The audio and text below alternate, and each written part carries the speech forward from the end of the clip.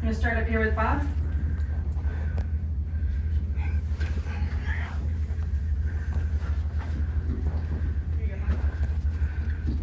Bob Hocker, Fox Sports. How have you been sleeping? Like a baby, Bob. Because it's weird, man. It's like the dream is like during the day right now. You get the call I missed the call from Mr. Hendrick, and so he left me a voicemail. I woke up to it on Wednesday morning. I told the wife, I was like, honey, I missed the call. But luckily he answered when I called him back on Wednesday morning, and since then it's been drinking out of a fire hose of just information and preparation and just the level of perfection those guys expect is really cool to see for the first 3-4 days leading up here to St. Louis. Additional questions? We'll go over here to Reed and then Lee. Reed Spencer with the NASCAR Wire. Do you think the letter you wrote 3 years ago had anything to do with the call you got? No. I mean, it didn't hurt, and time is a flat circle apparently, right? But I'm glad that call didn't come a couple months after that letter, because I wouldn't have been ready for it. I wouldn't have been ready for the opportunity, my maturation level, my skills behind the wheel. It's taken 6 years of grinding and stacking pennies to feel confident enough to be able to plug into this 9 car and run it to its true potential. So it's been a wild week, and I can get all sentimental and all the stuff that's attached to the letter, and my dad subbing in for Ricky Craven in '98 and all that sort of stuff. But at the end of the day, when I sit in that thing, I don't know Napa's on it or the 9 cars, number 9's on it. I'm gonna drive it like I have been driving the 7 car and putting that thing 19th in points. It's been a super fun, successful year so far, and we have a lot of work left to do and things to accomplish over there. But for the opportunity to drive for Mr. Hendrick is a once-in-a-lifetime opportunity. Go to Lee and then Dave. Lee Spencer, CashFence.com. I'm kind of curious, can you share what Rick said to you, what he said on the message? Yeah. So it was just like, hey, Corey, it's Rick Hendrick here. Just wanted to let you know that, excited that you're filling in under these circumstances. Appreciate the help, and I know you're going to do us a good job. I was thinking about this, and, there's a couple young people in here that might be playing NASCAR video games growing up. Like the NASCAR, 2004, 2005, I feel like you would start your career mode like the bottom team, and then you'd get the call up for the next team and the next team. And then you get a notification on your phone from Rick Hendrick to drive that car, and you run your career mode. That's what I felt like laying in bed on Wednesday morning talking to the wife. I was like, my life is a video game right now. It's just non-stop progression and failure and just falling short time and time again, but keep taking steps forward to the goal of getting to the position that I am right now. So it's been a while. So you look at your phone, does it say Mr. H? No, I didn't have his number saved. So you're listening and you hear, hey Corey, it's Rick Hendrick. Yeah. I mean, just to hear it's Rick Hendrick. Yeah, so, Tuesday night, Dickerson was the one that called me and said, hey, he texted me at about noon on Tuesday, if this happens, you're going to fill in. And I was like, are you punking me? Don't punk me right now. And he's like, no, it's happening. So he called me. I was actually downtown in NASCAR, recording the podcast, and Jeff calls me. He says, hey, it's happening. Get with Alan, get the seats, get the whole thing, and you get this. There was a lot of self-doubt that crept in that night of just can you do it? This is put up or shut up, right?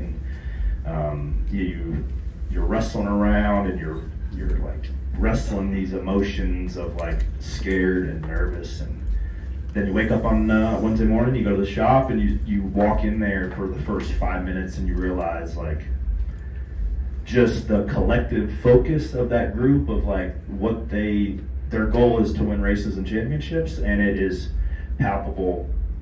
You can walk through the lobby and you can tell why they're so successful. So after the more in time I spent in there, I got there about 7:15 on Wednesday.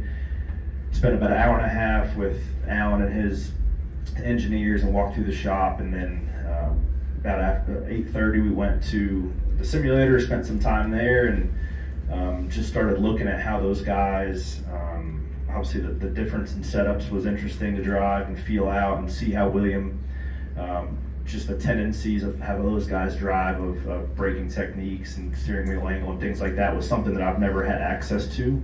So it was good for me to have kind of a high watermark to just try to go chase and try to hone how I attack this racetrack and how I changed how I attacked this racetrack by just looking at how other guys did. So I can see how I left with much more confidence Wednesday of seeing the process and just the system that those guys have, that you could plug in somebody with good talent, and then that's how they become great in those, like in the process with those tools and resources, become, those guys build champions for a reason, because they can extract the very best, and then even more so. So it's pretty impressive to see. And man, I've been here 3 days, right? And I'm gonna be like my philosophy of how I approach a weekend, how I prepare, how I am going to engage with my team at Spire going forward is gonna change. And I think I'm gonna be able to come in there and just apply and share some of the things I've learned over the course of the week with Sparks and Roy and the 77 team as well. And I think we're all gonna be stronger for it. You said on the podcast, and you said earlier to Reed, that you would not have been prepared for this position. What is the difference between Corey then and Corey now? Man, a lot. Kids will do it.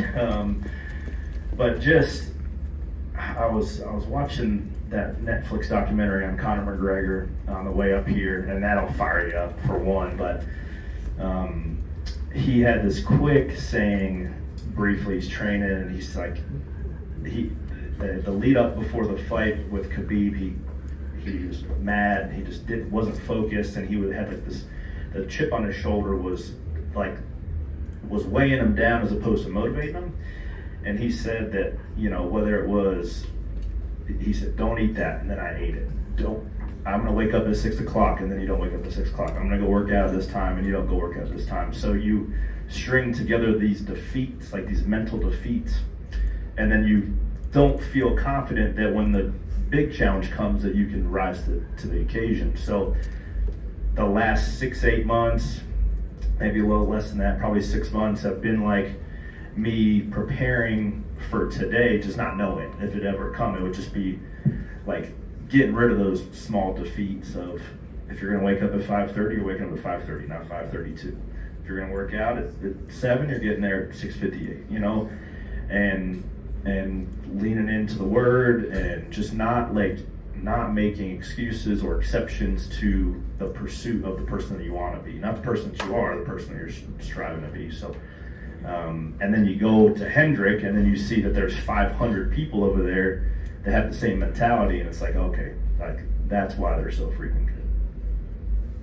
We're gonna go over here to the left to Dave, and then Claire and Daniel. Dave Moody, MRN and SiriusXM NASCAR Radio. You've spoken to it to some degree, but when this new car came out, you expressed the hope that it would bring the middle closer to the front and the back closer to the middle. It certainly has. But after 72 hours now in the Hendrick system, can you speak a little bit now about the difference between the haves and the have-nots in this sport and how dramatic it still may or may not be? Yeah, Dave, it's I thought that I knew what we didn't have at Spire, but I had no idea. And there's tools that those guys have that are probably intellectual property specific to Hendrick that even, some of the other teams don't have. But the biggest thing that I noticed was just the people and the attitude of just like the pursuit of perfection. So they have, all the key partner teams across all the OEMs have the same data, but they have an unbelievable way of delegating and taking and compacting and making it just digestible, whether it's for a driver, whether it's for an engineer, whether it's for a crew chief. And I think the fact that they have 4 incredibly strong teams individually raises the tide for those guys, right? Because when you're sitting in the simulator and, you know, William Byron ran a 33.20, if you're running a 33.35 with the same setup, you know you got a tenth and a half in your butt and you got to go find it. And then when I go run a 33.20, William next time is going to want to run a 33.19. It's just like there's always a consistently raised watermark on the driver's end. There's always a consistently raised watermark on the crew chiefs of trying to build the best setups, the engineers trying to figure out the best strategies. So like the inner team competition is, I think, one of the biggest things. And I think there are several teams that have that, and the healthy ones are certainly evident. But it's not like it's just the overall, like the structure. We have the same. We have a Hawkeye. We have Faro arms. We have, you know, all the things that do the same stuff that Hendrick has, but the depth of people. The collective focus of the goal and the mission is noticeable and it's evident, and you know, it's a different world. It's a different world. I texted Dickerson, and Dickerson spent, you know, a decade over there with Alan and spotting for Kyle Busch, and he's been a big somebody I've leaned on this week of just like, and also the last 6-8 months of just trying to help me learn how to be a professional. And you go over there and the entire group is just as professional as it gets. But I texted Dickerson after Wednesday, after the simulator and all the stuff. I said, I can't believe Spire and Hendrick race in the same series. Like, we are closer to a good truck team, I think, than we are. If that's what a cup team is, like, holy cow, we got a long way to go. But it's fun sometimes to carry that chip on your shoulder and try to be the ones that are beating the Goliaths, but it's definitely a cool opportunity and cool week this week to be one of the Goliaths sitting in one. So we'll see how it goes. We'll go to Claire. Claire B. Lang, Sirius XM NASCAR Radio. Following up a little bit, I was going to ask what Dave asked, but the side that I was wondering was how hard it would be.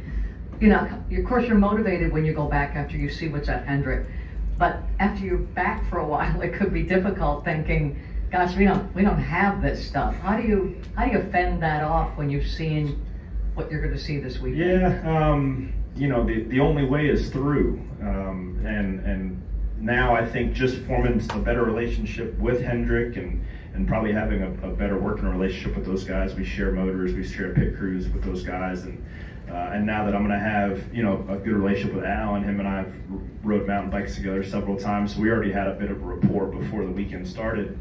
And I think that I can lean on him and Andrew, the engineer, a little bit more so just because we're going to form a relationship over this week, and maybe get a little more help than we had been. And, you know, there's certain things that Spire is trying to gear up to work on, whether it's 7-post time, whether it's wind tunnel time that's coming down the pipeline from NASCAR, that, you know, there are some gains that we're going to be making over there. But, you know, I'm way past the point in my career and life of getting jealous about things that I don't have. I'm just trying to figure out solutions and how to make where I'm at the best possible way. And real quick, you know, as you get ready to race this one race for now, you put all your eggs in one basket and all your hopes and dreams and everything in one moment. How do you not overdo that? How do you hold yourself back? You know? It's a great question. I've been trying to think about that all week. You know, and I think once you put the helmet, it's, you know, the talking and all the things that come along with that and all the interviews, like that's the noise, but the noise stops whenever you put the helmet on and you just drive it.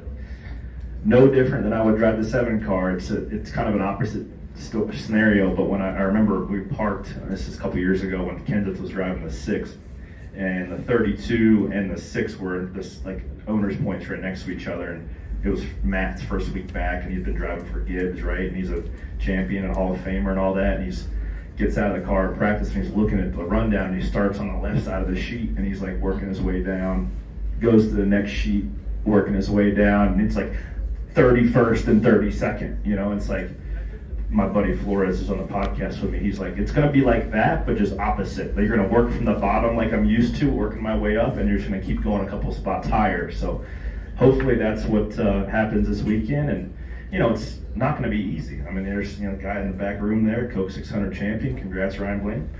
And then 15, 18 other guys just like him that are capable of winning any other week. So it's going to be fun to be able to dice it up and be sitting on an equally fast horse as those guys for the first time. You can finish up with one quick question from Daniel. Daniel McFadden, Arkansas Democrat Gazette. You mentioned earlier your dad got a chance with Hendrick back in '98. What have your conversations been like with him this week about this opportunity? And is he here this weekend? He's not here. He's watching the kiddos. So Levi and Jensen are at the house, and mom and dad are watching them. We talked about it on the podcast a little bit, and dad at the Coke, I believe it was Coke 600, wrecked Dale Senior, and in the Bud 50 car. So Ryan's like, hey, at least you're not going to wreck Dale Senior in your opportunity with Hendrick, and you're not even be able to wreck Chase Elliott because you're driving his car. So I guess that if that's your measuring stick, I think I'm going to be in pretty good shape. All right, Corey. Well, thanks for joining us. Good luck tomorrow. Thanks, guys. Jared Haas with FrontStretch.com. Make sure to hit that subscribe button. Also, check one of those 2 videos out that we have right beside you. Visit FrontStretch.com for more great content.